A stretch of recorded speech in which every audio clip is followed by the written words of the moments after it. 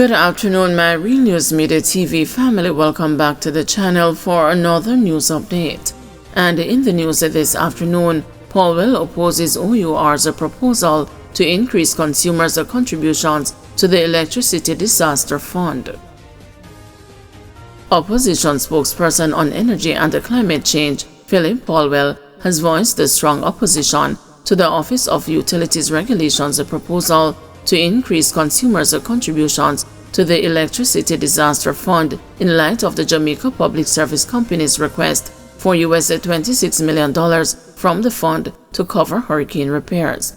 Powell expressed grave concerns about the impact of such a move on consumers, particularly given the ongoing cost of living crisis. He called for greater transparency from the OUR and the JPS, emphasizing that consumers deserve clear and detailed explanation of the basis for this request and the justification for any increase. I do believe that consumers have the right to a transparent process where the details of the claim are disclosed, Powell said in a press release on Monday. Neither do I support an increase to consumers' contributions to the disaster fund at this time.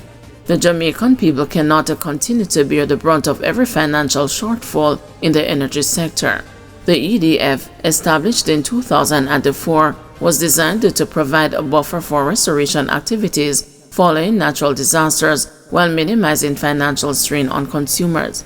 However, Powell noted that the very essence of the fund, to shield the consumers from the financial impacts of disaster recovery, seems to be under threat with the current proposal to raise the monthly contribution.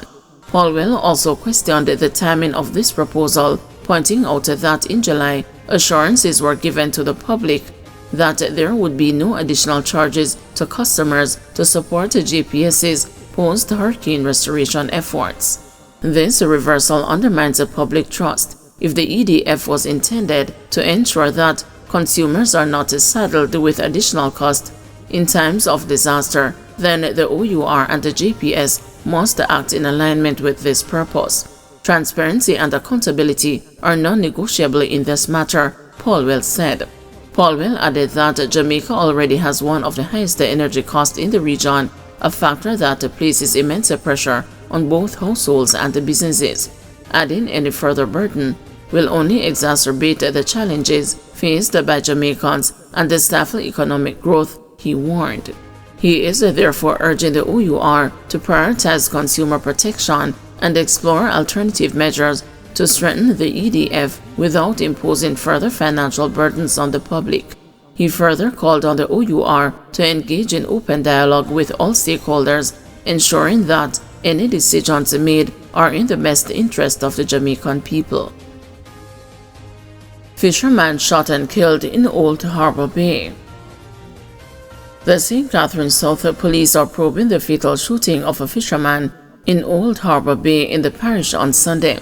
The deceased has been identified as 23-year-old Andre Williams, otherwise called the Curry Cat, of East Bay, Old Harbour Bay. It is reported that about 2:30 p.m., Williams was pounced upon in the vicinity of the market on the fishing beach and shot repeatedly.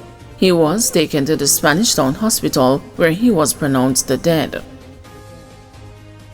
Gunmen shoot 18-year-old in leg. An 18-year-old woman has been left with a gunshot wound to her left leg following a shooting incident in Central Village in St. Catherine Sunday night. About 11 p.m., the victim was reportedly inside a shop in the community. It is alleged that two men in masks entered and started shooting, and she was hit in the leg. The woman was assisted to hospital for treatment. No motive has been established for the attack. The Central Village police are investigating the matter. PNP accuses government of deflecting blame for societal ills. The parliamentary opposition is accusing the Andrew Holness-led administration of seeking to deflect blame for the poor state of the economy. The ruling Jamaica Labour Party has accused the opposition of embracing criminality for its refusal to support the extension of states of public emergency. The JLP has also accused the People's National Party of ignoring the successes of the Holness administration. But speaking at a mass meeting in East Portland on Sunday night, PNP General Secretary Dr. Dayton Campbell said the government must admit that the country is facing an economic crisis and a breakdown in law and order. Based on this government, you mustn't blame them for anything we're going. Even though they have been in power for 9 years, everything that is wrong, them say don't blame us. After giving themselves 300% increase in salary, them say don't blame us for the bad roads. After giving themselves 300% after 9 years, them say don't blame us for the high crime. After 9 years and 300%, them say don't blame us for the high cost of living. After 9 years and 300%, they say don't blame us for the education crisis. After 9 long years and 300% increase, they say don't blame us for government corruption. Close contest predicted between JLP and the PNP in upcoming general election. With the general election due next year, political commentator Jermaine Barrett believes it will be a nail-biting contest between the Jamaica Labour Party and the People's National Party.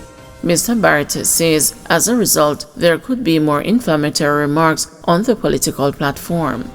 I don't think we're going to see a blowout as we did in 2020, where the PNP only secured 14 seats in the parliament. That's not going to happen again. It's going to be a ding-dong race, and it's going to be a desperate dogfight to the finish line. But the longer the Prime Minister waits, the greater the uncertainty. But at this point in time, if the Prime Minister were to call the election, it may very well lead to all indications that it would be a strong show for the People's National Party. Certainly the Prime Minister doesn't want that, and so the Prime Minister is trying desperately to really bring into being some of the significant proof that he can manage in ways that are appealing and pleasing to the people of Jamaica.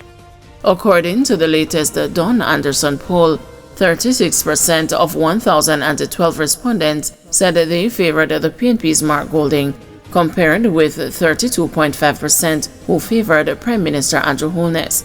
The poll also found that the PNP now has a 9 percentage point lead over the JLP in terms of voter intention, with 39.3% of voters indicating they would vote for the opposition if an election were to be called now, as opposed to 30.2% who pledged to support the JLP. Man attempts armed robbery at a bar, runs into police sergeant.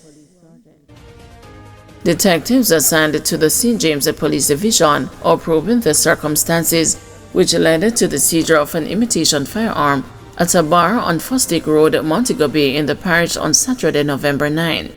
Reports are that at about 9:45 p.m., a bartender was inside the business establishment when a man entered the facility and ordered a drink from her while using intimidating tactics on her in an effort to rob her. A police sergeant who was in close proximity saw the incident and intervened. The man was accosted and searched, and the imitation firearm was found in his possession. He was subsequently arrested. However, his identity is being withheld pending further investigations. Man arrested accused of pulling gun during argument in Kingston. 22-year-old Daniel Lawrence of Crook Street, Kingston 12, was charged with assault as a common law and the possession of prohibited weapon following an incident in his community on Tuesday, November 5.